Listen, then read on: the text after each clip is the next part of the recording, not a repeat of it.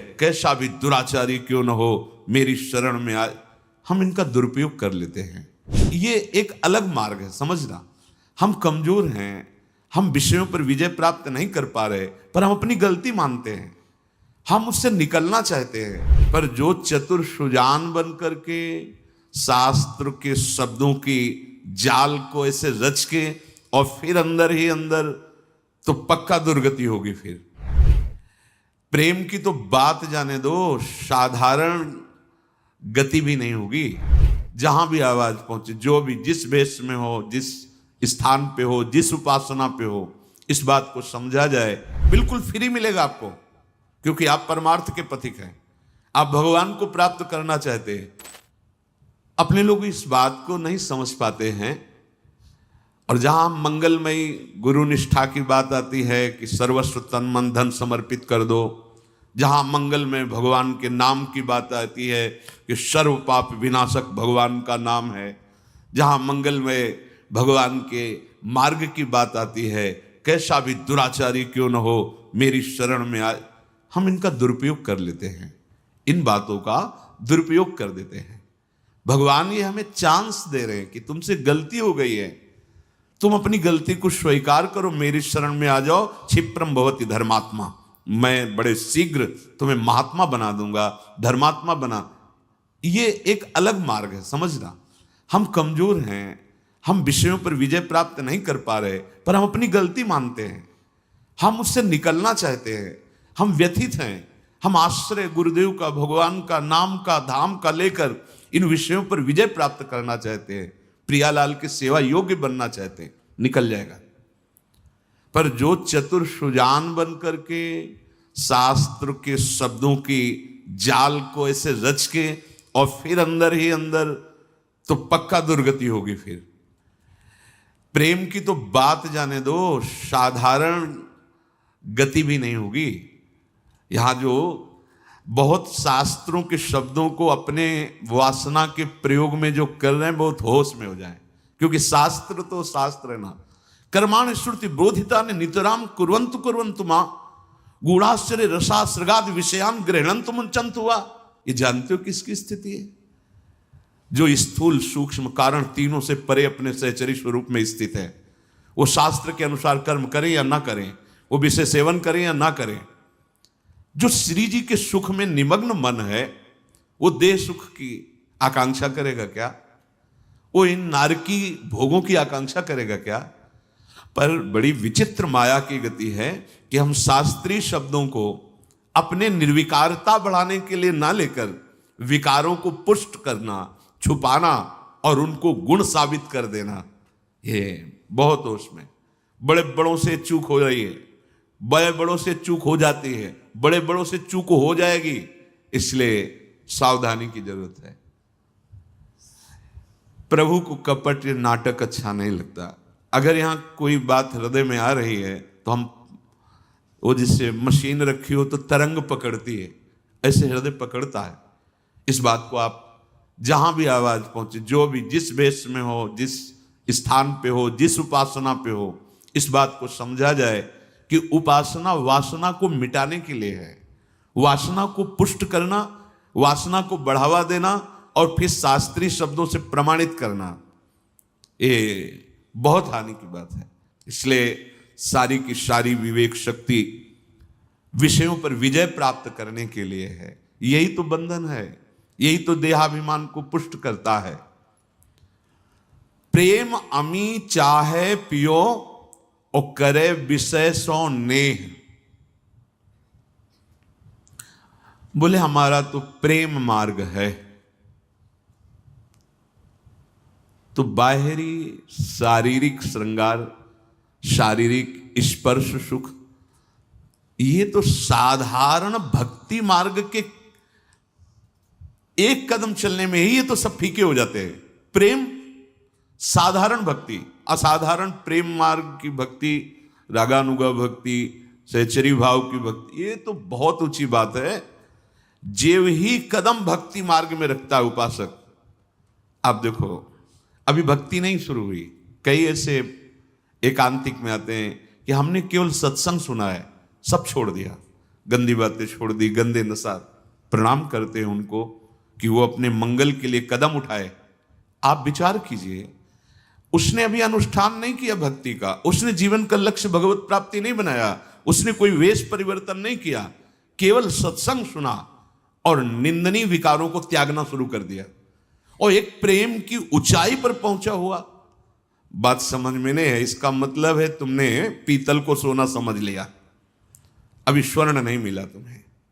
सूर्य का उदय हो और अंधकार बना रहे तो सूर्य नकली है, असली सूर्य नहीं है। असली सूर्य भानु की उदय होने पर जैसे तम अंधकार का नाश हो जाता है, ऐसे ही भगवत भाव उदय होने पर देह भाव लय हो जाता है। देह भाव ही अंधकार है, भगवत भाव ही सूर्य की तरह प्रकाशित होने वाला है। प्रेम अमी चाहे पियो करे विषय सो नेह। बस यही बार बार इसलिए रुक जाते हैं कि इससे आगे बढ़ना नहीं हो पा रहा, यही मार के गिरा दिए जाते हैं। इसलिए प्रेम मार्ग का प्रवचन नहीं होता। देखो श्री स्वामी श्री हरिदास जी महाराज, महाप्रभु हरिवंश चंद्र जी जो रस गान कर रहे हैं उसका प्रवचन नहीं कर सकते हम, क्योंकि देहातीत भाव स्थिति के महापुरुषों का चिंतनीय विषय है। ये देहाभिमानी विषय भोगी पुरुष उस अद्भुत एकांतिक प्रेम रस का कैसे परिचय? पहले तो भक्ति का रंग तो आवे। यहां ये जो चूक अपने हृदय में हो रही है, ये बड़ी बड़ी ऊंचाई तक होती है, क्योंकि हम ऊंचाई मानते हैं समाज, जितने करोड़ लोग जुड़ गए उतना बड़ा साम्राज्य। यहां ऊंचाई भूमिका हृदय की होती, भक्ति की। हो सकता है तुम जिसे महात्मा न मानते हो, तुम्हारे बगल से निकल रहा है, वो इस कोटि का हो कि ब्रह्मादि उसकी चरण रज वंदना करते हैं। अगर वासना का खेल है तो वो अज्ञानी है, वो कोई भी हो। बातें समझ लेना, ये यहां की बात कह रहा हूं। खूब प्रवचन कर लो, खूब सुन लो, अगर वासना पर तुम्हारी संयमित दृष्टि नहीं पड़ रही तो फिर उपासना का ये स्वांग करते हुए जीवन व्यतीत हो जाता है, भगवदानंद नहीं मिलता है। ये ऑपरेशन है, ऑपरेशन हृदय का। प्रेम अमी चाहे पियो करे विषय सो नेह, विश्व व्यापे जा रहे हियो करे जर्जरित देह। मन विषयन में रम रहे हो और करत प्रेम की बात, सो मिथ्यावादी सदा ये जग में आवत जात। प्रेम की तो बात करते हैं और विषयों में सुख मानते हैं, विषय भोगों में। तो जानते हो, जो सो रहा है उसे तो जगाया जा सकता है, लेकिन जग के सोने का जो नाटक करता है उसे नहीं जगाया जा सकता। ये जो भगवत शास्त्रों की बात करके भगवन नाम भगवत उपासना की आड़ में वासना का खेल, बड़ी दुर्गति होती है। हाँ, हम कमजोर हैं, आगे बढ़ना चाहते हैं, निकलना चाहते हैं, है मार्ग। चाहे जितना बड़ा कोई गलत आचरण किए हो, उसके लिए है मार्ग। कोटि विप्र बदला गए जाहो, आए शरण तजो नहीं ताओ। भगवान का व्रत है, लेकिन कपट नहीं, नाटक नहीं। अपने को महात्मा साबित करके, अपने को उपदेष्टा साबित करके, अपने को गुरु साबित करके, अपने को शास्त्र ज्ञानी साबित करके अपनी वासनाओं को बढ़ावा देना भगवान को पसंद नहीं। हम अधम हैं, नीच हैं, हमसे गलतियां हुई हैं, हो भी सकती हैं, पर हे नाथ, हम आपके चरणों को प्राप्त करना चाहते हैं। मेरे में सामर्थ्य नहीं, पक्का भगवत प्राप्ति हो जाएगी, पक्का। इस बात को अच्छे से समझ लो।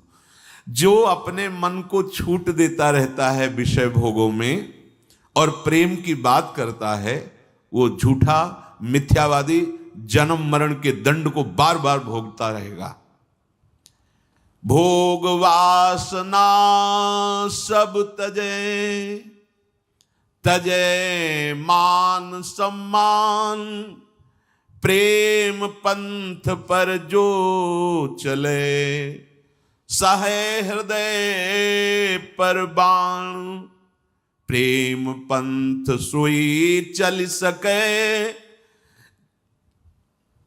जिन छाड़ी सब चाह, जर्यो करे बिरहाग्नि में, मुख नहीं निकसे आह।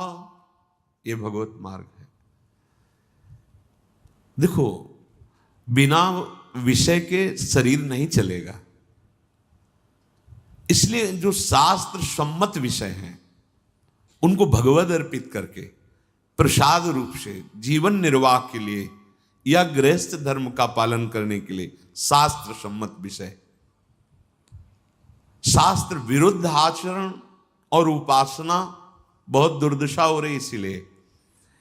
इसीलिए आपके अंदर प्रियालाल की झांकी नहीं आ रही, आपके अंदर भगवदानंद की दिव्यता नहीं आ रही, आपके अंदर उन्माद नहीं चढ़ रहा भगवन नाम का, भगवत रूप का।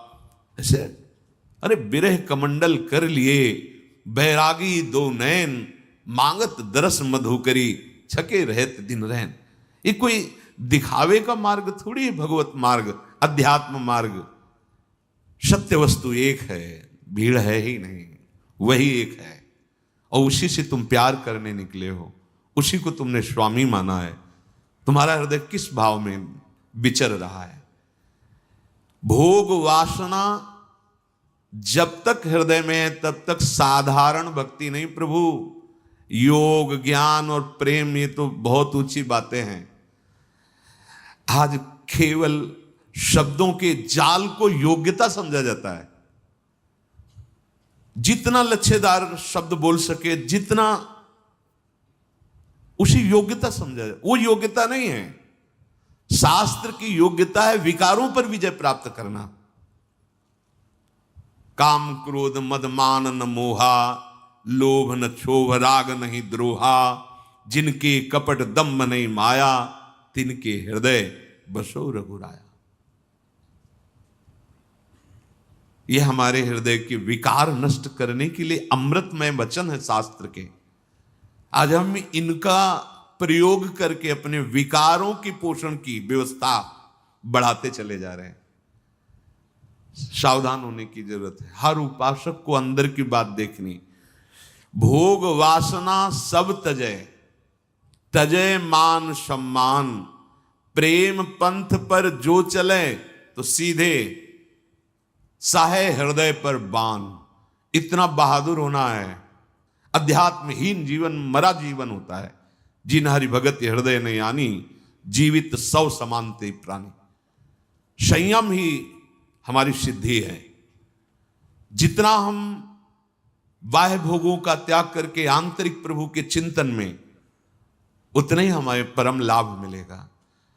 आपकी जैसे जैसे योग्यता बढ़ती जाती है अध्यात्म की, उसी कोटि का भोग आने लगता है। ध्यान रखना, आपका भजन जिस कोटि का है उसी कोटि का भोग आएगा सामने। आकर्षण जो जो वासनाएं आपकी रही, बिल्कुल वो जहर है, छूना नहीं।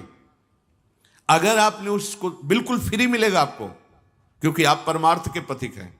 आप भगवान को प्राप्त करना चाहते हैं। जैसे शास्त्रों में आता है कि अमुक अप्सराएं, उनका उस कोटि का तप, उस कोटि का भजन, तो उस कोटि का आकर्षण, जो जिस कोटि का भजनानंदी होता है उस कोटि का आकर्षण आता है। पर जो अखिल लोक सौंदर्य माधुर्य प्रभु के चरणों का दासत्व ले, उन्हें कोई भोग गिरा नहीं सकता। हमारा जीवन जो प्रभु के लिए निश्चित किया गया है, आप ऐसे छोटे मोटे भाग्यशाली आप नहीं हैं। इस प्रचंड माया की धूल भरी आंधी से आपको बचा करके भजन मार्ग में लगाए। अब धोखा मत कीजिए, अपने साथ धोखा मत कीजिए। अब ये भोग वासना कैसे छूटे? जैसे सब तजय, भोग वासना सब तजय, जगते भयो फिरे वैरागी, वृंदावन रस में अनुरागी। कहीं से भी, किसी भी शास्त्र से। अब हमको चार बातें बड़े बड़े महापुरुषों के अनुभव से वो कल चिंतन करते हुए प्राय होती है। आपकी भोग वासना तभी नष्ट होगी।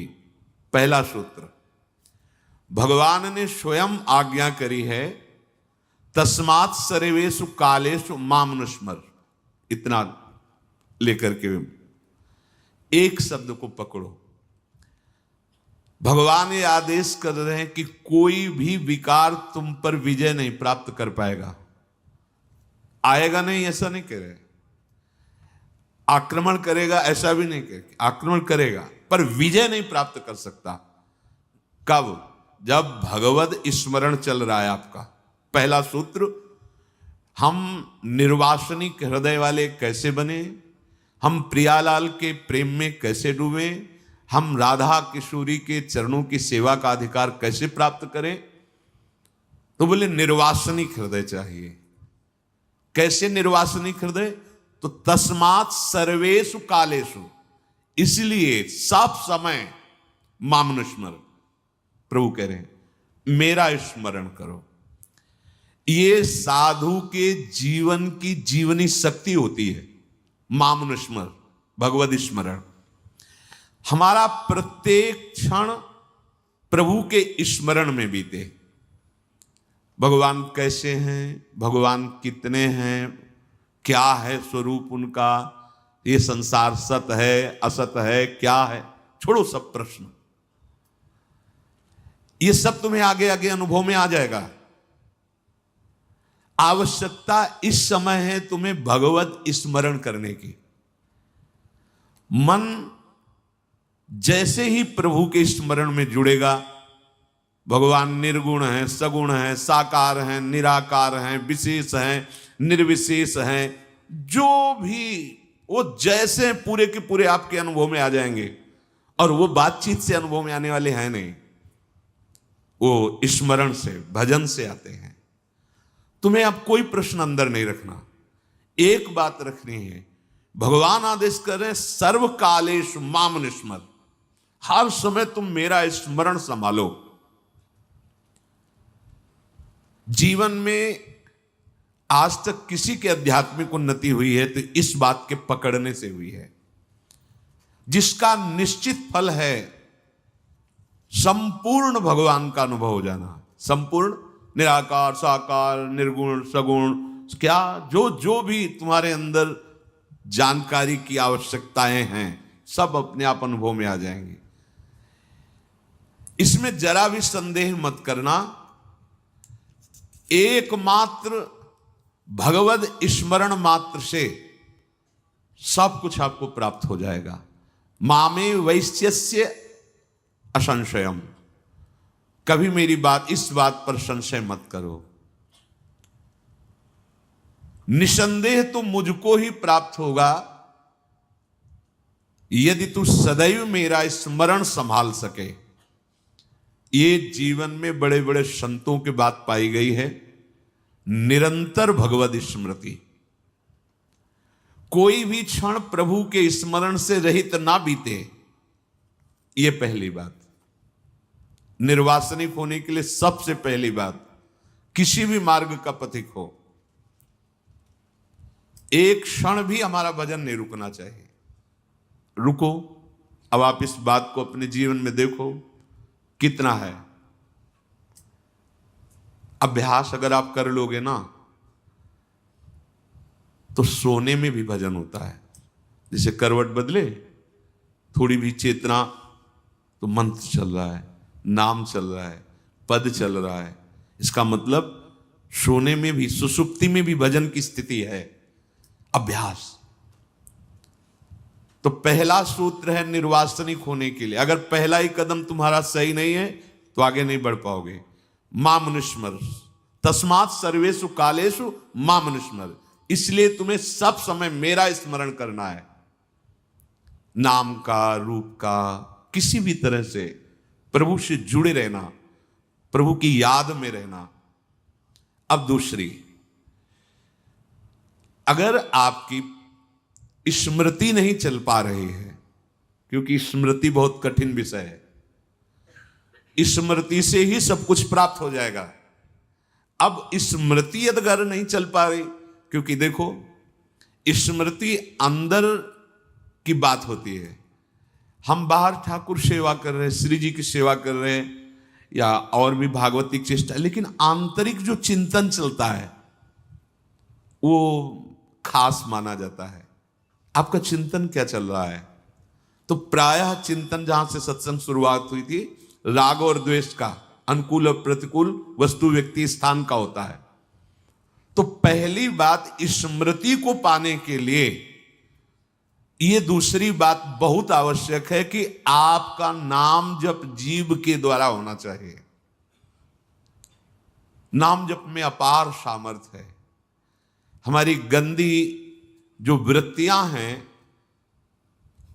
उनको नाश कर देता है नाम। इसमें नाम जापक उपासक बिल्कुल चिंता न करे कि अब हमारी स्मृति जिससे सर्वस्व का अनुभव होता है वो तो हो नहीं पा रही, स्मृति तो विषय की हो रही।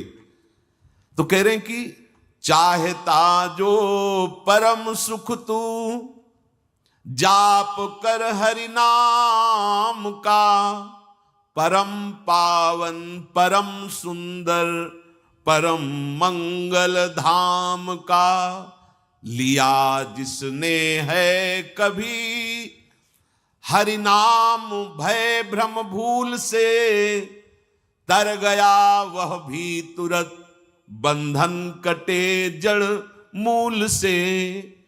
हैं सभी पातक पुराने घास सूखे के समान, भस्म करने को उन्हें हरि नाम है पावक महान। सूर्य उगते ही अंधेरा नाश होता है यथा, सभी अग हैं नष्ट होते नाम की स्मृति से तथा।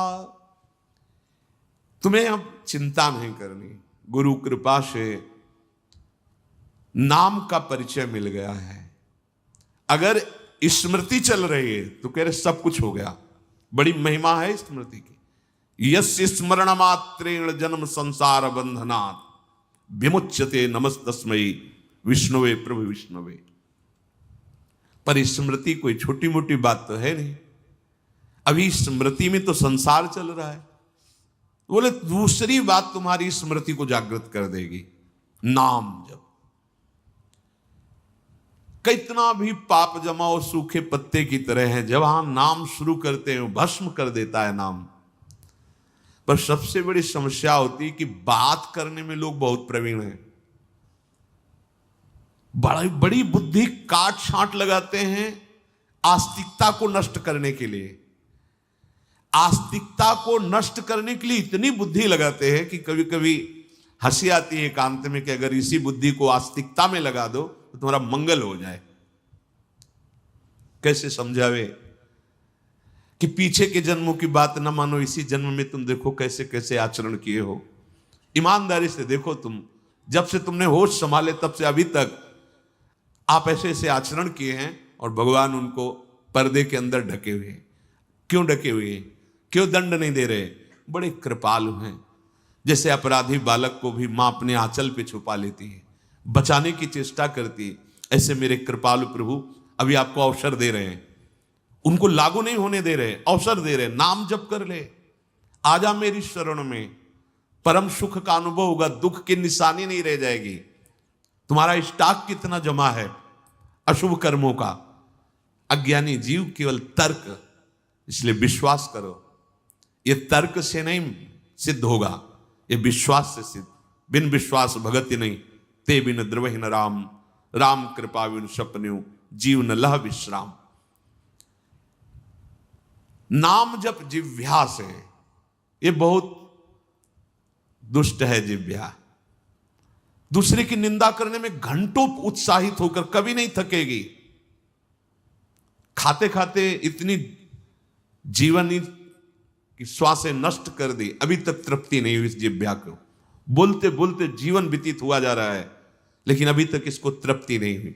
और भगवान नाम जपने की बात आती तो थक जाती है। भगवान नाम जपने की बात आती तो सर दर्द करने लगता है। सर दर्द नहीं, सर दर्द मिटता है। तुम संयमहीन हो, आचरण अपवित्र है, तुम्हारे अंतःकरण की मलिनता बढ़ चुकी है, इसलिए नाम तुम्हें प्रिय नहीं लग रहा है, इसलिए नाम तुम्हें बाधक लग रहा है।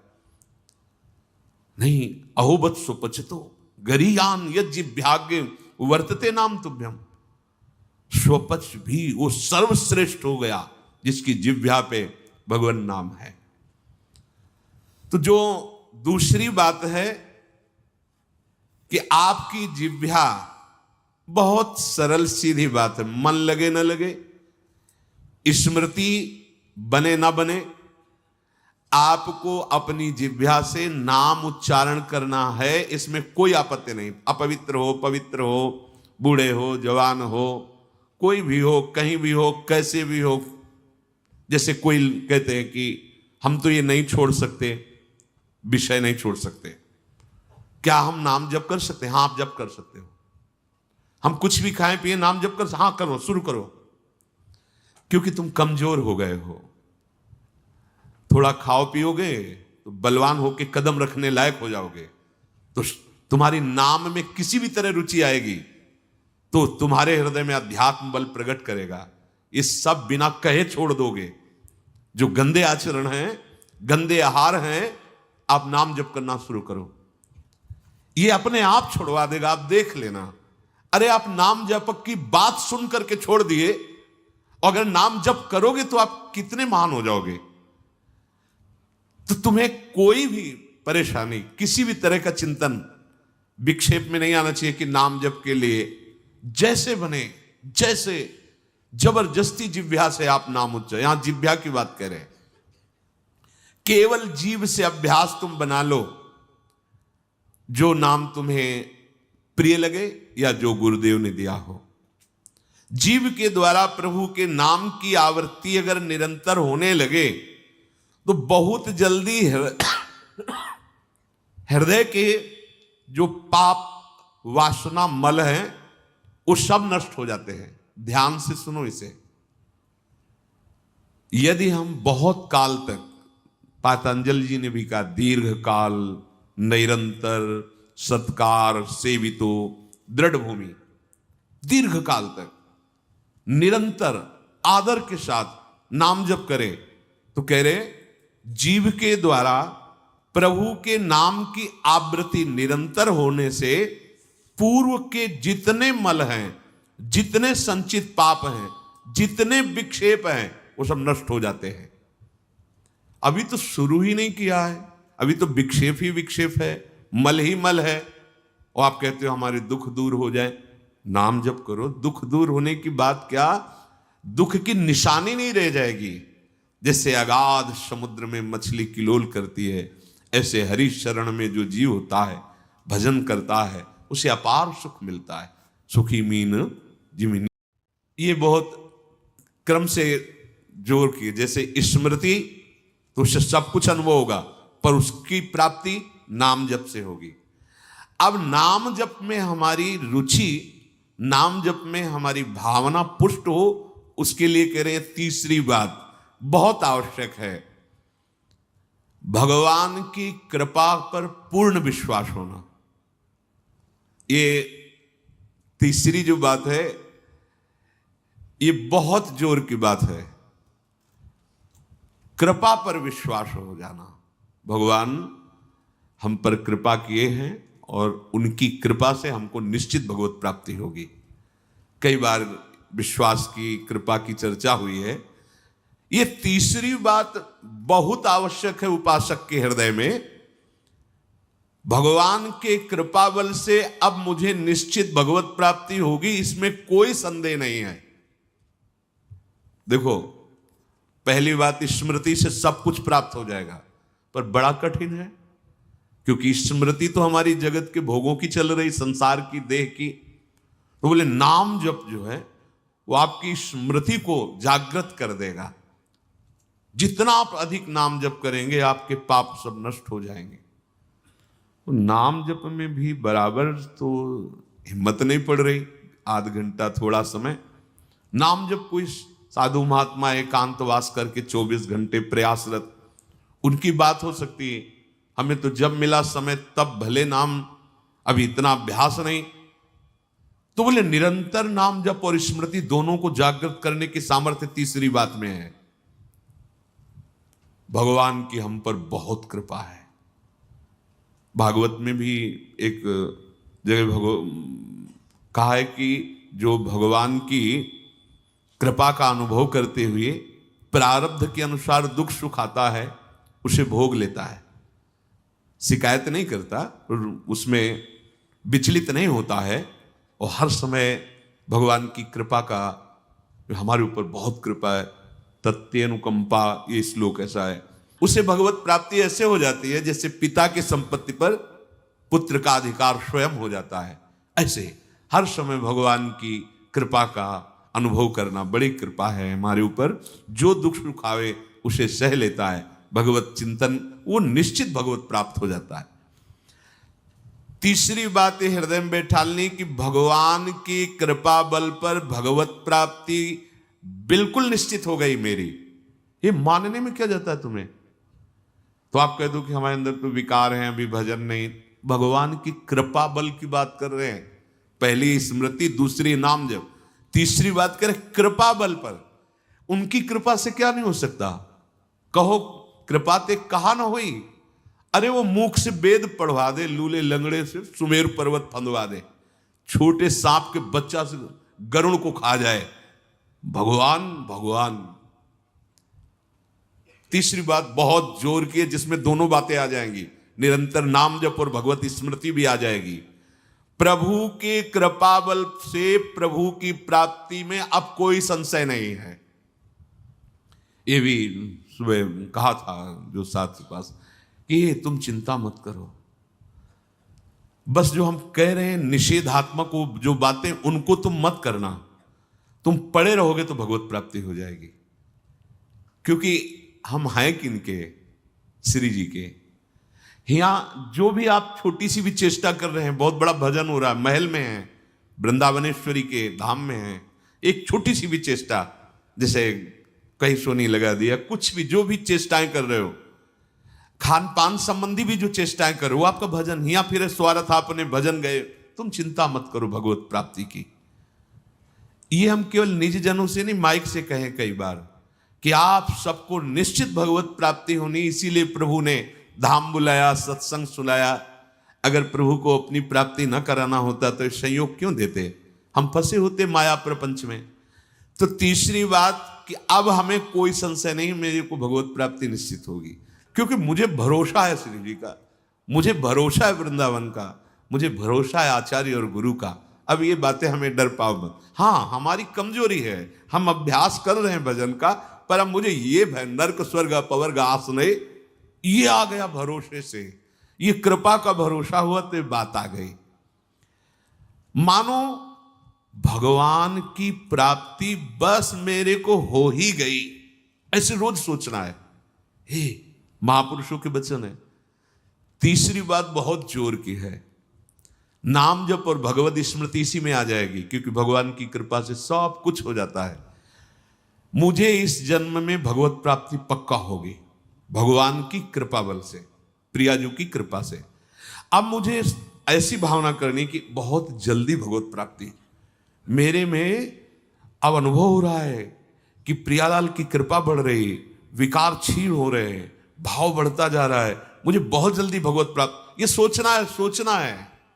जब हम गंगा किनारे भ्रमण कर रहे थे तो एक लाल जी योगी नाम के महात्मा थे, तो रात्रि में, प्राय संत जन रात्रि में जगते हैं, तो उनसे मिलने गए, तो रेत में ऐसे कपड़े का वो तंबू उसी में थे। उन्होंने कहा देखो तुम्हें जो बनना है वो सोचो, जो सोचोगे वही बन जाओगे। तो छोटी सी डायरी रखते थे, एक पेन लिखा, उसी समय आज भी वो लिखी रखी, जो तुम्हें बनना है वो सोचो, वैसा सोचो, जैसा सोचोगे वैसा तुम बन जाओगे।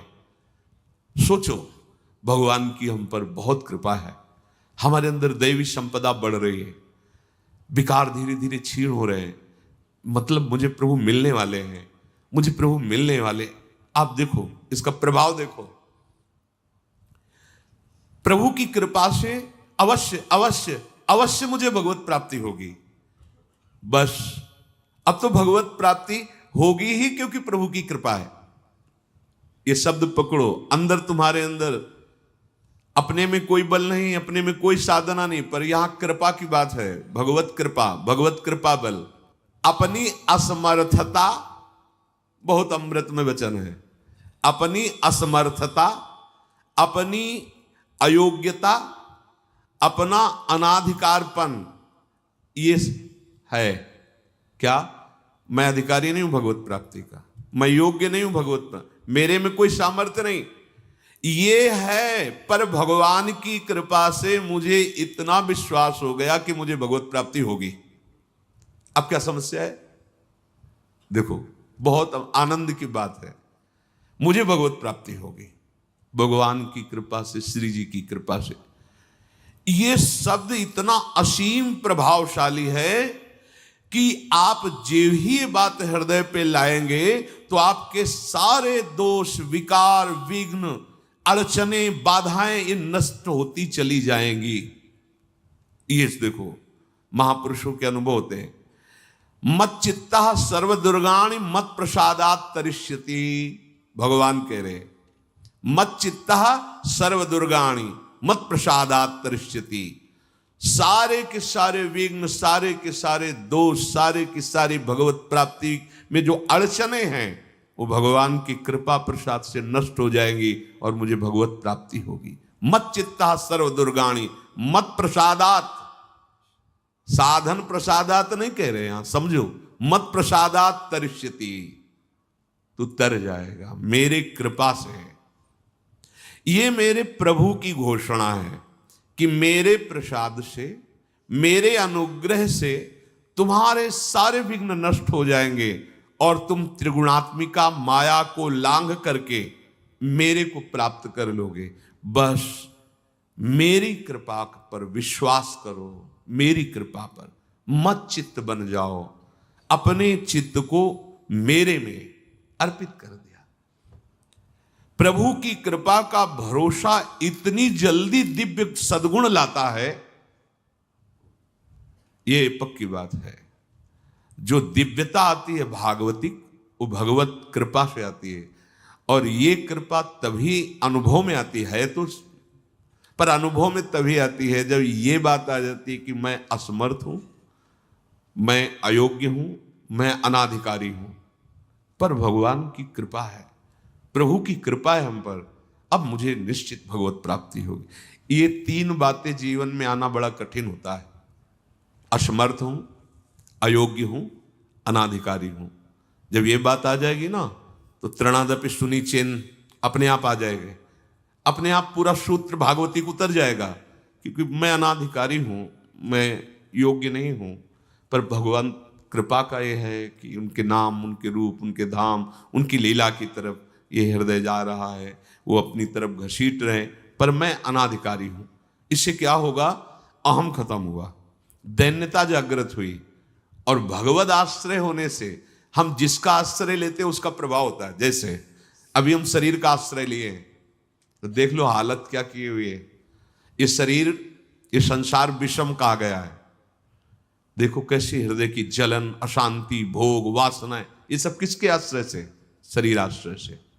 अभी भगवद आश्रय, अंदर से भगवद आश्रय, अंदर की बात है। यहां मैं अनाधिकारी हूं, योग्यता मेरे में नहीं है, मैं किसी योग्य नहीं हूं, पर प्रभु की कृपा हम पर है, निश्चित मुझे भगवत प्राप्ति होगी।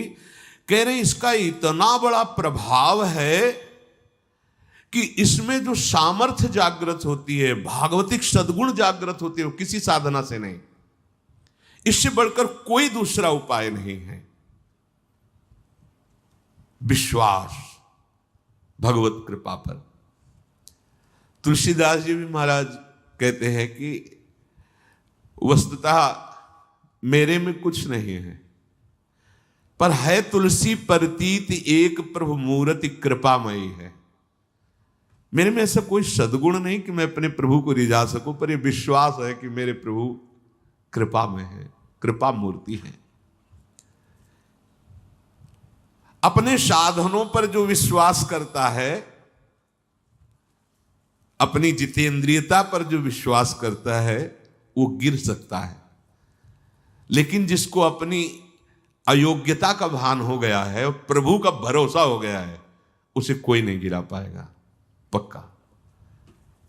बच्चा बन जाओगे, अयोग्य हूं, पर आपका भरोसा, तो कोई प्रश्न नहीं आएगा जीवन में। अगर प्रश्न आता है तो आप वाणी से बच्चा कहते हो, लेकिन अंदर अहंकार है, वो अंतर्यामी सदगुरु जानता है। मोमन कबहु तुम्हें ही ना लागो, ज्यों छल छाण स्वभाव निरंतर रहत विषय अनुराग। अगर हम अपने साधन की बात करें तो वह अच्छा साधन तो विषय का कर रहा है मन। देखो, हम कभी पद्मासन लगा के किसी विषय का ध्यान नहीं करते। बहुत सुंदर बात। मोमन कबहु तुम्हें ना लागो, ज्यों छल छाणी स्वभाव निरंतर रहत विषय अनुराग। भक्ति में तो छल कर रहा है, लेकिन विषय चिंतन में छल नहीं कर रहा है। ईमानदारी से, सच्चाई से विषय चिंतन कर रहा है। मेरा मन हे प्रभु कभी आप में ऐसे नहीं लगा जैसे विषय में ये छल छाड़ कर स्वाभाविक लगता है। विषय में कभी किसी को मन लगाना नहीं पड़ता है। देखो, विषय में कभी किसी को मन लगाना नहीं पड़ता, स्वाभाविक लगा रहता है, निरंतर लगा रहता है और अटल लगा रहता है। देखो, अटल का मतलब बस वो यही शब्द स्पर्श रूप रस गंध, इन्हीं में घूमेगा। कभी वो हट करके ऐसे प्रभु में लगा जैसा विषयों में लगा है। ज्यों छल छाण स्वभाव निरंतर रहत विषय अनुराग्यो। मेरे मन की दशा, मेरे इंद्रियों की दशा आपके अनुकूल नहीं है प्रभु, ये विषय के अनुकूल है। पर प्रभु मेरे मन में एक विश्वास हो गया है कि आपकी मूर्ति कृपामयी है और जीव ने नाम की ओट ली है तुलसी प्रतीत एक प्रभु मूर्ति कृपामयी है, और नाम की ओट जीव ने ले ली है। बस अब सब कुछ हो जाएगा। चौथी बात, प्रत्येक प्राणी में, संसार की प्रत्येक वस्तुओं में मेरे प्रभु समाये हुए हैं। यहां सिद्धावस्था आती है। ये तीन बातें बहुत जोर की। पहली भगवत स्मृति, इसी में सब कुछ हो जाता है, पर बड़ा कठिन है।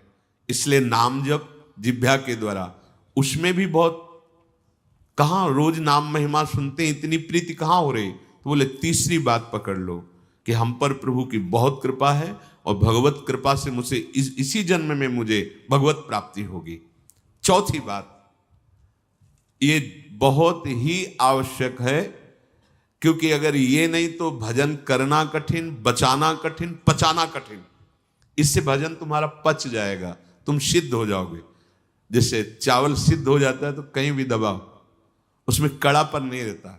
ऐसे जो सिद्ध हो जाता है तो उसके हृदय में कठोरता नहीं रहती, प्रेम से द्रवित हृदय होता है। कठोर हृदय में ही काम क्रोध लोभ मोह मद मत्सर रहते हैं, शुष्क हृदय में, द्रवित हृदय में नहीं रहते। प्रत्येक प्राणी, संसार के प्रत्येक वस्तु में मेरे भगवान विराजमान है। कोई ऐसी जगह नहीं जहां भगवान ना हो। ये बैठालना है, हमें दिखाई दे रहा है, माइक है, दिखाई दे रहा है ये, लेकिन जब सृष्टि नहीं थी तो ये माइक नहीं था। जब सृष्टि नहीं रहेगी तो माइक नहीं रहेगा। बीच में माइक जो दिखा रहा है कौन? जो सृष्टि के पहले था, जो सृष्टि के बाद में था, वही बीच में भी मत्ता पर तरम नान्यत किंचिदस्ति, किंचन मात्र कुछ और नहीं, मेरे प्रभु बने हुए हैं। प्रहलाद जी की सिद्धावस्था यही तो हुई थी गुरुदेव नारद की कृपा से, कि सर्वत्र भगवान है। तो खंबे से भी नरसिंह भगवान, नामदेव जी कुत्ते से भगवान को प्रकट कर लिया, श्वान में भी भगवान, भूत में भी भगवान। ये चौथी सिद्धावस्था है। उपासक को ये विचार हर समय रखना है कि हमारे सामने जो वस्तु है इस रूप में भगवान ही है, कुछ भी ऐसा नहीं, सब कुछ स्वयं भगवान बने हुए हैं। सच्ची बात है, वही बने हुए हैं। ये छुपा छुपी का खेल खेल रहे हैं, बस आपको पहचानना है। मैं फिर दोहरा के बात कहता हूं, आप इस बात को पकड़ लीजिए, आपके सामने कोई भी कार्य की वस्तु आए या व्यक्ति आए या दृश्य आए, आपको सबसे पहले उसमें भावना करनी है मेरे प्रभु विराजमान। जैसे हरिवंश महाप्रभु क्रूर है, पापी है, दुष्ट है, संभाषण योग्य भी नहीं, पर उसके हृदय में राधा वल्लभ लाल हैं, भावना को, ये बहुत जल्दी काम बन जाने वाली बात है। मानो आप गृहस्थ में, आपका लड़का सामने आए, आपकी पत्नी सामने आए, आपके कोई मित्र सामने आए, आपको पहले याद करना है इनके हृदय में राधा वल्लभ लाल विराजमान। वस्तुता वही है पूरे, पर हमें पहली भावना करनी है। ये वृक्ष तो है, पर इस वृक्ष के अंदर प्रभु हैं। अगर प्रभु ना होते तो इसकी सत्ता ही नहीं है, प्रभु विराजमान है। अब मेरे इष्ट देव इसके हृदय में विराजमान है, पर मुझे जो स्वांग करने को मिला है, पिता का, पुत्र का, जो भी, बिल्कुल स्वांग वैसे ही करना है। अगर मालिक का स्वांग करना है तो हम नौकर से बर्ताव वैसे ही करेंगे, जैसे पुत्र से बर्ताव, पत्नी से बर्ताव, पर अंदर भाव देखना है मेरे प्रभु इसके हृदय में विराजमान है, मुझे ये सेवा दी है। आपका यदि स्वांग सही निकला, देखो स्वांग सही निकलने का मतलब आप में ये कभी भाव नहीं आना चाहिए कि मैं पिता हूं। पिता का स्वांग कर रहा हूं, सामने आराध्य देव पुत्र के रूप में है, तो डांटना भी वो पूजा हो जाएगी भगवान की। महाप्रभु चैतन्य देव जी के पिताश्री को स्वप्न में एक दिन एक दिव्य महापुरुष प्रकट होकर बोले कि तुम निमाई को डांट रहे थे, पता है वो कौन है? डांटना ठीक नहीं। तो उन्होंने कहा देखो प्रभु आप कौन है तो मुझे पता नहीं, पर हमारे पुत्र रूप में वो आए हैं, तो अभी तो डांटा है, अगर आवश्यकता पड़ी तो चपत भी लगाएंगे, क्योंकि ये सौभाग्य देने के लिए प्रभु आए हैं। तो हमें जो स्वांग मिला है वो तो कर रहे हैं, पर सामने देखना है कि गुरु का स्वांग दिया है, पर स्वयं जगत गुरु सामने शिष्य रूप में बैठे हैं। पुत्र, पत्नी, परिवार, व्यवहार, मेरे प्रभु इन रूपों में विराजमान है।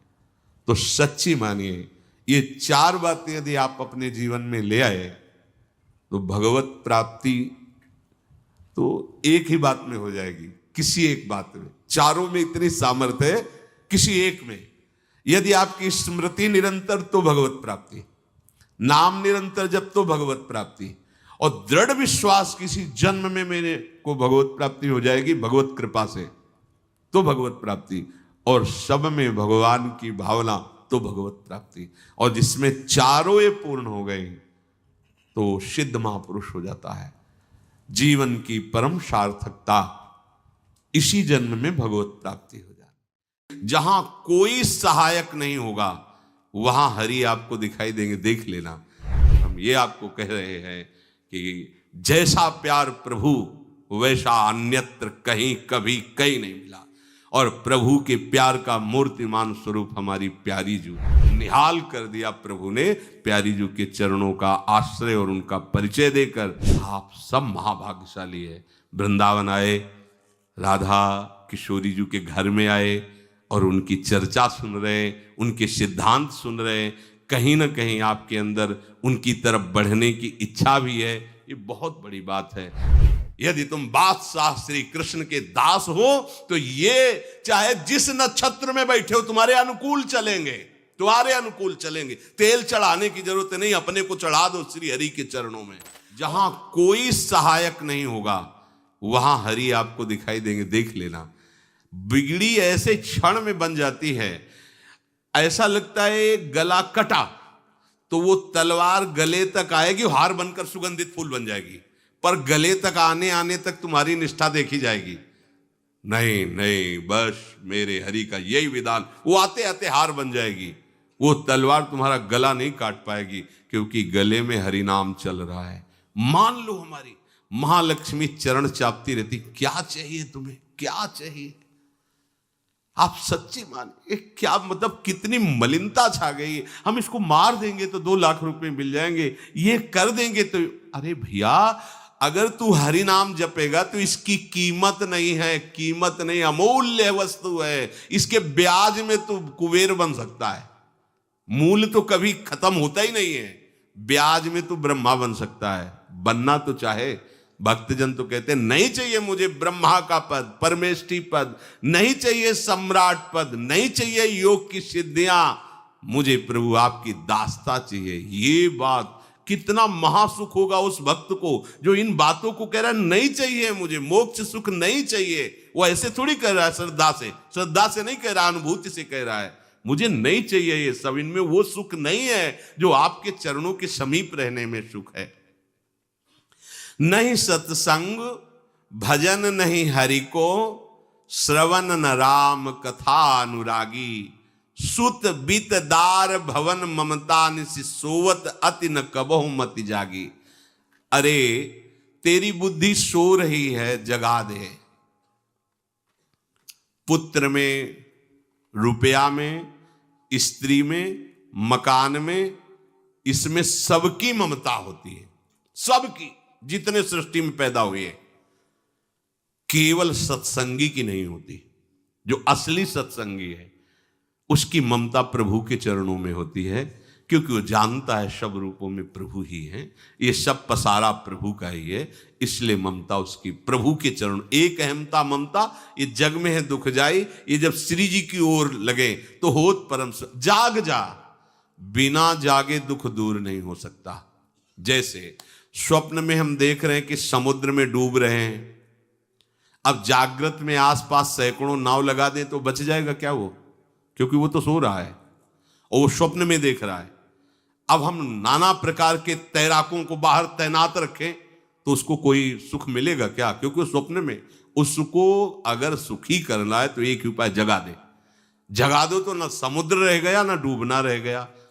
ऐसे ही संसार में मोह से ऐसे ग्रसित जीव है, भाई इतना ही सुख चार है, और उसी स्वप्न में वो दुख से निवृत्त होना चाहते हैं। अब हम बाहर से उनकी कामनाओं की पूर्ति करने वाली बात करें तो क्या वो सुखी हो जाएंगे क्या?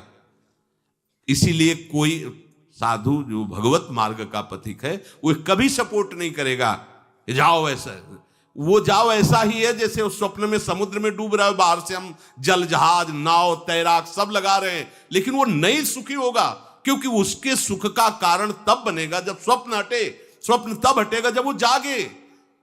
जो सपने सिर काटे कोई, बिन जागे दुख दूर न होई, तो उसको जगा दो।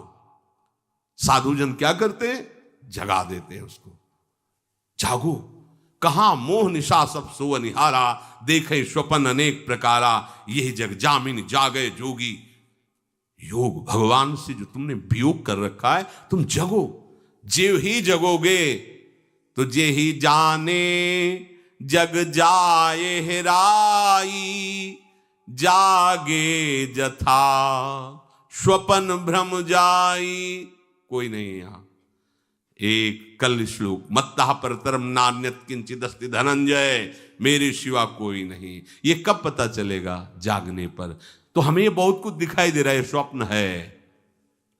उमा कहूं मैं अनुभव अपना, सत हरि भजन जगत सब सपना। तो बोले तुलसीदास हरि नाम सुधा तजी, सठ हठ पियत विषय विष मांगी। अगर कहीं संतों के पास भी गए तो क्या मांग रहे हैं? हठ करके विषय विष मांग रहे हैं। वो आत्मदेव नाम के एक ब्राह्मण थे, सब कुछ समृद्धि थी, संतान थी नहीं, बड़े दुखी गृहस्थी में। हमारा कुल चलाने वाला होना चाहिए, बड़ा भ्रम बैठा हुआ है। हमारा कुल चलाने वाला नहीं, तो सब बेकार, जीवन ही बेकार हो गया। बिना गुरु के यदि शास्त्र पढ़ोगे ना तो भ्रमित हो जाओगे। स्पष्ट लिखा, पुत नाम के नरक की उसको प्राप्ति होती जिसके संतान नहीं होती। अब तो गृहस्थ में बेचारा पड़े परेशान। उन्होंने सोचा इससे अच्छा है आत्महत्या कर लें। बहुत संतों के पास जाकर के यज्ञ करके सब अपनी कामनाओं की पूर्ति चाहते, दान पुण्य दे करके। उसने भी जितना उपाय हुआ किया, नहीं हुई संतान। मरने के लिए जंगल में, उधर से एक सन्यासी जी आ रहे थे, देखा साधु तो ब्राह्मण तो थे, उठे प्रणाम किया, देखा उनको उदास क्यों हो? उनका महाराज उदास ही नहीं, मैं तो आत्महत्या करने आया हूं यहां जंगल में। अरे ये तो महापाप है, आत्महत्या तो बड़ी दुर्गति का कारण है।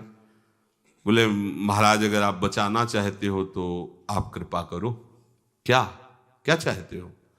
बोले हमारे पास सब कुछ है, बेटा नहीं दोगे तो हमारा जीवन बेकार। तो उन्होंने अंतर्दृष्टि से देखा और कहा 7 जन्म तक तेरे पुत्र नहीं भाग्य में तेरे लिखा है। तो उसने कहा फिर तो अभी मरते, आत्महत्या करते, हम 7 जन्म की बात, हम 7 दिन नहीं जिएंगे, हमें पुत्र चाहिए। संत का दयालु। देखो जिनके पास तपस्या और भजन का धन होता है, जब भगवान अधीन है तो कुछ भी कर सकते हो, कुछ भी कर सकते हैं। प्रारब्ध मिटाना कोई बड़ी बात नहीं। प्रारब्ध जानते कोई देवता थोड़ी है, तुम्हारा पीछे का किया हुआ कर्म है। और इधर जोर का भजन है, भजन के प्रभाव से कर्म को नष्ट करने में देर थोड़ी लगती है। ये तो अच्छे शुभ कर्म करो तो तुम्हारा प्रारब्ध बदल जाएगा। भजन का प्रयोग प्रारब्ध बदलने के लिए थोड़ी है। पर वो ऐसा हट किए तो उनका देखो, हट करने से लाभ नहीं मिलता है। उनका हमें उपदेश नहीं, हमें पुत्र चाहिए। अगर आप भगवत प्रेरित होकर यहां आए हो तो आप हमें। तो उन्होंने तपस्या के बल से फल की रचना की और कहा जाओ अपनी पत्नी को ये फल पवा दो और इससे निश्चित पुत्र होगा। बहुत प्रसन्न। अब कामना पूर्ण थी तो देख लो, प्रभाव देखो कामना का। प्रसन्न हुए आए। धुंधुली नाम था उनकी पत्नी का, नाम भी बहुत बढ़िया था, धुंधुली। वो कहा कि देखो ये फल खा लो, तुम्हारी संतान हो जाएगी। बहुत मीठी बात बोलती थी, मृदुभाषी, कपट हृदय। अलग अलग क्षेत्र होता है, हृदय कपट और मुख में मीठी बात। बहुत संभल के व्यवहार करना चाहिए ऐसे लोगों से। मधुरिया बानी, मीठी, क्या मृदु भाषा। नहीं प्रीतम, आप चिंता मत करो, फल ऐसे थोड़ी खाया जाता है, नहा धो के पवित्र होके फिर। हाँ उनका ये बात, तो आप अपने काम में लगो, हम पा लेंगे ऐसा। अब आपको विश्वास है ना? बोले विश्वास तो है, इसमें क्या विश्वास, आप भी तो चाहती ना पुत्र हो। बोले हाँ। वो जो ही गए सो अपनी बहन को बुलाया और कहा सुनो, अभी तो हम 4-5 रोटी कढ़ी चावल सब पा लेते हैं, पूड़ी खीर पुआ। जब गर्भ रहेगा तो पेट तो उसी से भरा रहेगा, तो हमारा भोजन रुक जाएगा। बोले हाँ ये तो बात है।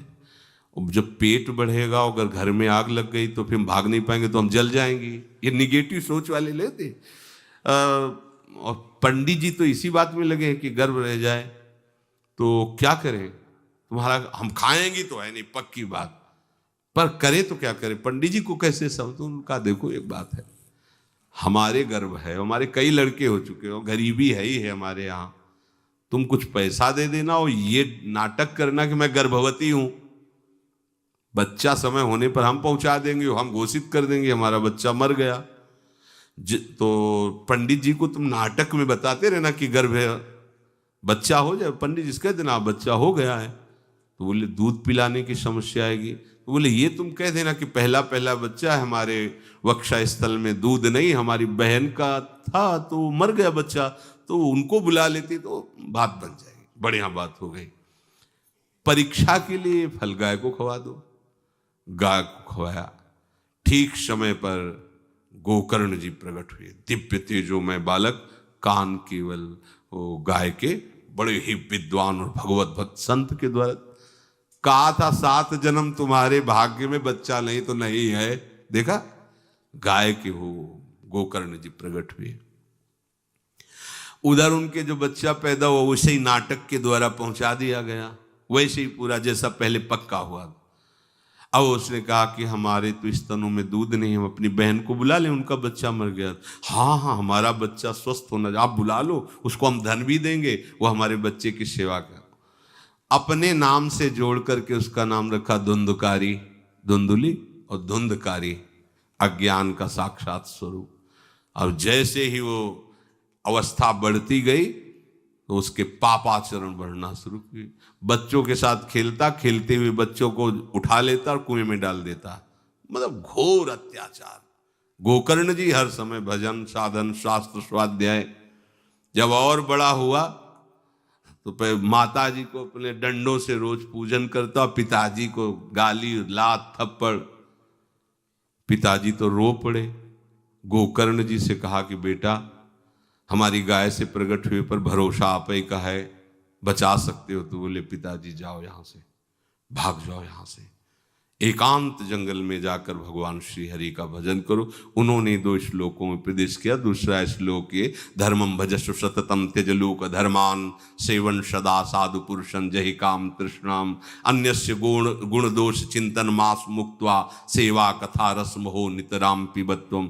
हे पिताजी, अब तुम लोक धर्म का त्याग करके भागवत धर्म को स्वीकार करो, एकांत में जाकर साधु महापुरुषों के संग से उनके उपदिष्ट उपदेश के अनुसार आचरण करो, प्रभु की लीला कथा सुनो, ना कोई कामना ना कोई तृष्णा, किसी के गुण दोष का वर्णन मत करना और सदैव भगवत सेवा भावना में रहना, इसी जन्म में तुम्हें भगवत प्राप्त। वो तो उधर गए, इतनी पिटाई की उसने माँ की कि माँ कुएं में गिरकर आत्महत्या कर ली। फिर तो मनमानी आचरण, कुछ वैश्याओं को रखा और चोरी करके लाया। वैश्याओं ने सोचा किसी दिन पकड़ा जाएगा ये और हम, तो उसके हाथ पैर बांध दिए चारपाई में, ला के मुख में अंगार डाल, वो मरा भयानक प्रेत। कामना ने क्या किया, सर्वनाश। किसी को हरि विमुख होकर कभी सुख मिल सकता है? आप संतों के पास जाइए, अपनी कामना रखिए। हम ये नहीं कहते कि कामना तुम त्याग पाओगे, कामना रखिए, भगवान के पास जाइए, अपनी कामना रखिए, क्योंकि आप कामना से युक्त हैं। पर छूट इतनी दे दीजिए कि जिसमें हमारा मंगल हो वो करना। जैसे नारद जी भगवान से अपनी कामना रखते हैं कि हमारा ब्याह करवा दीजिए, और बाद में एक छूट दे देते हैं कि जेहि विधि होए नाथ हित मोरा।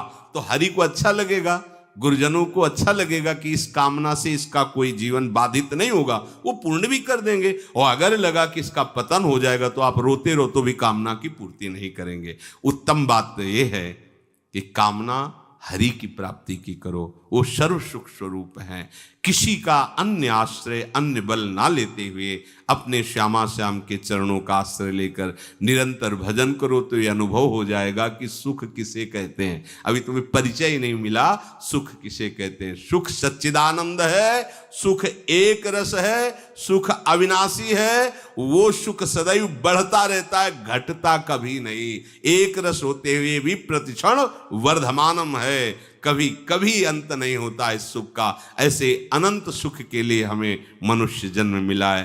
प्यारे, इसे मत खोइए। हर समय राधा राधा राधा राधा राधा, और किसी को दुख मत दीजिए। कोई गंदा नशा मत कीजिए, कोई गंदे आचरण मत कीजिए, गंदा भोजन मत कीजिए जिससे अन्य जीवों को कष्ट हो। ऐसा कोई भोजन स्वीकार मत करो। इसी जन्म में आप देख लेना, इसी जन्म में आपको वो वस्तु मिल जाएगी, निहाल हो जाओ।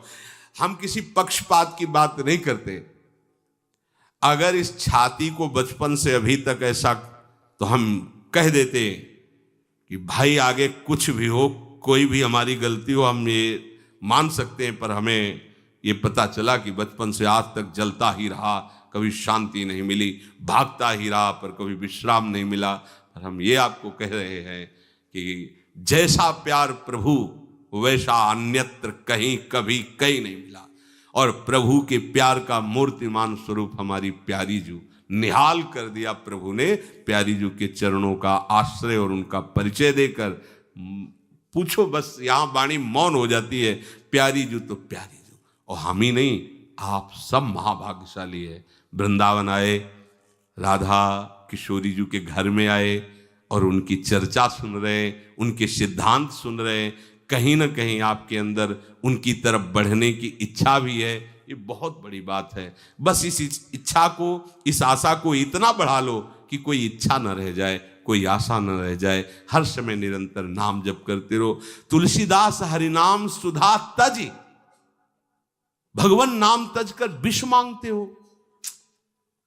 सूकर श्वान श्रृगाल सरिस जन, जनमत जगत जननी दुख लागी। ए काहे को ऐसी गालियां सुनोगे? ये गालियां है। ये सुअर कुत्ता की तरह जीवन व्यतीत करते हो। धिक्कार तुम्हारी माँ को जो तुम्हारे जैसा पुत्र जन्मा। अपनी इंद्री की पुष्टता के लिए दूसरों को मार देते हो, चाहे रसेंद्री चाहे जनेंद्री। इंद्रियों की पुष्टता के लिए जानवर जैसा बर्ताव करते हो। कैसा तुम्हारा जीवन है? केवल एक क्षण के सुख के लिए दूसरे को जला दिया, काट दिया, मार दिया। चाहे रसेंद्री का सुख चाहे जनेंद्री का सुख, एक क्षण के सुख के लिए उसका गला काट दिया, उसको रांध के खा रहे हो, उसके साथ भोग किया, उसको काट के फेंक रहे हो, उसको जला रहे हो। क्या तुमसे तो अच्छा सुअर कुत्ता है कि वो अपनी योनि के अनुसार बर्ताव कर रहा है, तुम मनुष्य योनि होकर ऐसे गंदे काम करते हो।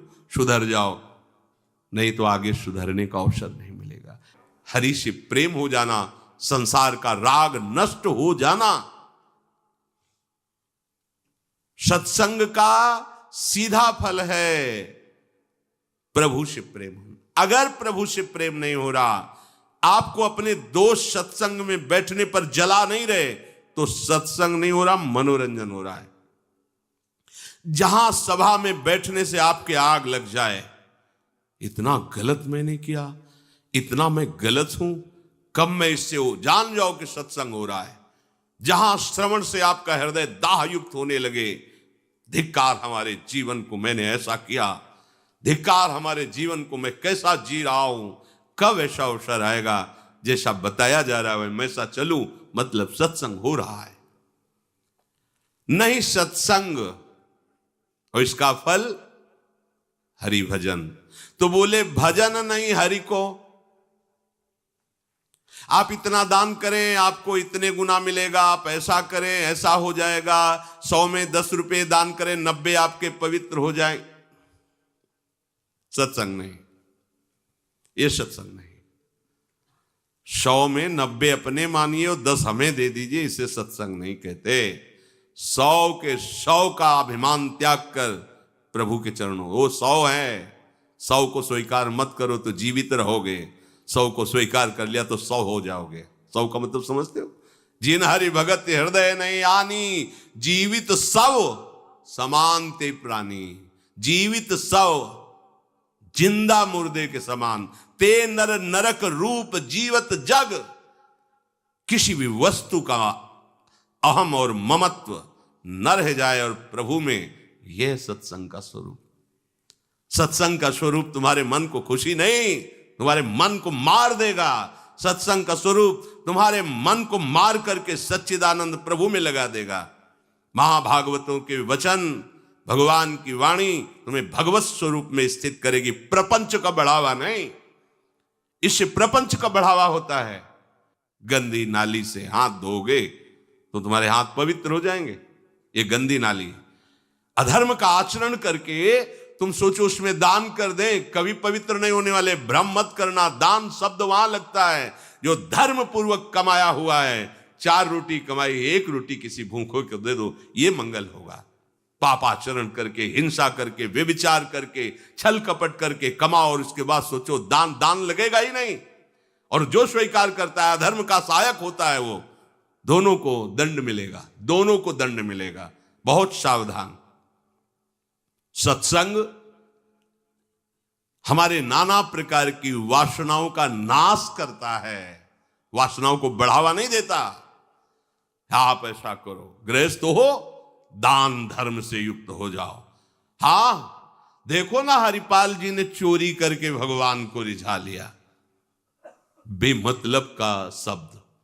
हरिपाल जी ने सर्वस्व समर्पित करके प्राणपन प्रभु की सेवा, साधु सेवा का भाव लेकर के फिर वहां खड़े होते थे कि इसका भी मंगल हो जाएगा, जो भगवत भी। अगर रामकृष्ण बोल दिया तो बोले नहीं, अपने सुख के लिए नहीं, अपने सर्वस्व का न्यौछावर करके कोई ऐसा दिखाई दिया जो रामकृष्ण हरि से विमुख है, उसका अर्थ लेकर संत सेवा में लगा दिया। पहले अपना सर्वस्व नाश करो, समर्पित करो, फिर देखो तुम्हारे अंदर स्थिति क्या आती है, फिर उसके अनुसार चलो। देखे, बेईमानी को दान नहीं कहते, बेईमानी को धर्म नहीं कहते। ये भ्रम मत करना, कभी ऐसा दान भी मत करना, नहीं तो दुर्गति से बच नहीं सकते कि हमने अमुक रुपए कमाए पापाचरण से, चलो संतों का भंडारा कर देते। सैकड़ों संतों की बुद्धि भजन से बिलक करने का जो पाप होगा तुम भोग नहीं पाओगे।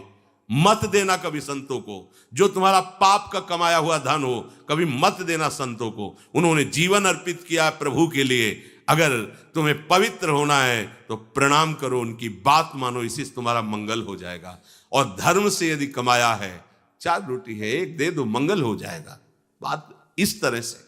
सत्संग का फल सीधा भगवत स्वरूप में स्थित होना, प्रपंच का बढ़ावा देना नहीं। अगर अपनी वासना को अंदर रख करके बोला जाता है वो हम खुद असत में स्थित हैं, तो क्या सत्संग। जब तक श्री हरि की निष्ठा नहीं और हरि का प्रभाव सामने, साधु सोई जो विषय छुड़ावे, सत्संग हरि भक्ति में दृढ़ करता है। सत्संग से विवेक, विवेक से वैराग, वैराग से अनुराग क्रम है। बिन विवेक वैराग भक्ति बिन सत्य न एको मानो, भगवत विमुख कपट चतुराई सो पाखंडे जानो। आज हमें पाखंड प्रिय लगता है। नाटक ड्रामा करके हम जितना लोगों को रिझा लें उतना बस। बहुत सावधान, ये रिझाने का नहीं है, ये रिझाने को हरि के लिए, हरि को रिझाओ। ये अनंत ब्रह्मांड एक सेकंड में उसने पैदा कर दिया, तुम्हारे लिए छोटा मोटा वैभव क्या चीज है उसके लिए। तुम्हारे छल कपट की जरूरत है, तुम्हारे नाटक ड्रामे की जरूरत है। उसी का नाटक बहुत बड़ा है, उसी के नाटक को जान जाओ तो तुम नाटक से मुक्त हो जाओगे। जगन नाटक वैभवा, गोपाल शास्त्र नाम में प्रभु का एक नाम है। नहीं सत्संग भजन नहीं हरि को, श्रवण न राम कथा अनुरागी। कानों से भगवत चर्चा नहीं सुहाती। बस वो बात बताओ जिससे हमारी कामना की पूर्ति हो जाए। जो कहो हवन कर दे। ये हवन से, ये ताबीज बांधने से, ये घोड़े की नाल की अंगूठी पहनने से ये बुरा लगेगा सबको। कुछ नहीं होता, कुछ नहीं होने वाला। पापाचरण करो, पूरा एक टैंकर तेल चढ़ा दो शनि भगवान में, पर तुम्हारा नाश करेंगे।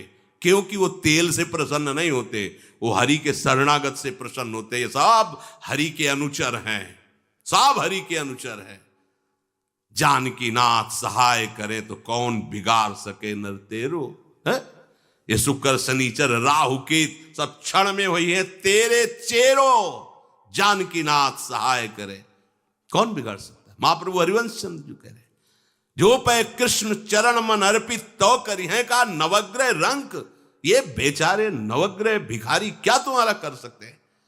यदि तुम बादशाह श्री कृष्ण के दास हो तो ये चाहे जिस नक्षत्र में बैठे हो तुम्हारे अनुकूल चलेंगे, तुम्हारे अनुकूल चलेंगे। तेल चढ़ाने की जरूरत नहीं, अपने को चढ़ा दो श्री हरि के चरणों में। और हरि से विमुख हो तो तेल नहीं, तुम चाहे तेल की फैक्ट्री इन्हीं के ऊपर लगा दो। लेकिन ये सेवक हरि के हैं और हरि के तुम विमुख हो तो ये प्रसन्न हो ही नहीं सकते, तुम्हारा पतन ही होगा। पर ये संसार समझता नहीं। भगवान नाम से मतलब नहीं, भगवत आराधना से मतलब नहीं। अरे भाई ये लोकपाल हैं, जानते हो भक्त को भी काम क्रोध क्यों सताता है। ताकत नहीं इनकी प्रवेश कर जाए, अहंकार है इसलिए। और भगवान को अहंकार अच्छा नहीं लगता, इसीलिए भगवान के सब दूत हैं, चढ़ बैठते हैं। देख तू कितना बड़ा साधक, कितना बड़ा भजनानंदी, दिखा हमें। अब फेल तो मैं भगवान की शरण, तो हो ना भगवान की शरण। और भगवान की शरण में हो जाए तो यही महासुख प्रदान करने लगते हैं, और कोई नहीं, इन्हीं के लड़का बच्चा है। द्वारिकाधीश के पुत्र रूप में कौन प्रकट हो रहा है? भगवान कामदेव, जो प्रद्युम्न अवतार है, साक्षात कामदेव हैं। कामदेव साक्षात आ रहे हैं। हम प्रभु से विमुख हो, कोई हमारा सहयोग कर सकेगा? कोई नहीं कर सकता।